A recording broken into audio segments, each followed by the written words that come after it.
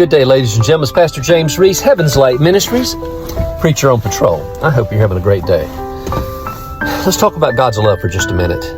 Sometimes we take it for granted that God sent His Son, and there was no real investment other than, well, that's God. He can do that. But you know, how would you feel if your son or daughter was going to be sent to be the sacrifice for the world? They had to die. How would you deal with that? It reminds me of a story one time where there was this train track engineer that worked a turnstile type bridge called a railroad track that crossed the river. And the river, sometimes the boats would come down the river and the engineer would have to rotate that track slowly, causing it to turn. Okay, so there could be no train traffic at that time. And so the train track would turn and the boats could come down the river because the bridge would now, over the river, was now open. Well, one Christmas Eve, this gentleman wanted to take his son with him. His son always wanted to see what his daddy did. So he went to work with him. His son was probably 5 years old, 6 years old. And it was late one night, it's Christmas Eve. Snow was falling and there was an alert that a train was coming. The bridge was open. And he told his son, "Stay here, son, and I'll be back in a minute. Just stay right here." So the man went to his business. He got in there and started working the gears, preparing things to turn the bridge so that train track would come back into alignment, allowing the train to come across the river. And if it didn't, then the train would plunge into the river and all the people on the train.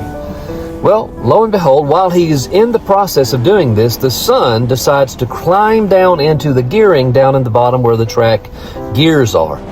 And he climbed down there, and when the father came back up to actuate the lever, and the train was coming, he could see it in the distance. It was full speed ahead, coming towards the river and the bridge.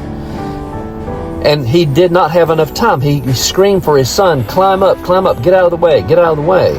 And the son, he couldn't hear him because of the noise and all the engine and everything else. So the man's looking in horror as this train with hundreds of cars of passengers, it's Christmas Eve, and everybody's traveling. And this train's coming full speed towards the river, and the bridge is still open, and he's got to get the bridge closed, or else all of those people are going to crash into the river and die. And he looks at his son, and he looks at the train, and a decision has to be made. And he pulled the gear, and the bridge came into alignment.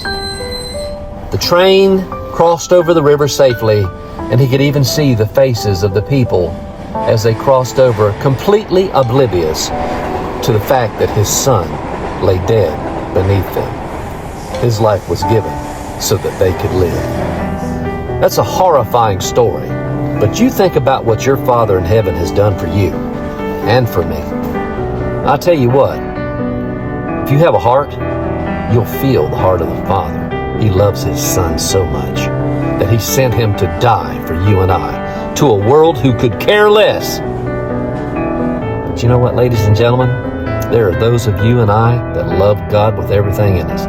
We will lift up Jesus Christ as high as we can. You know, that's what we do. So you be encouraged till I see you again at the appointed time. Tell somebody else about this venue.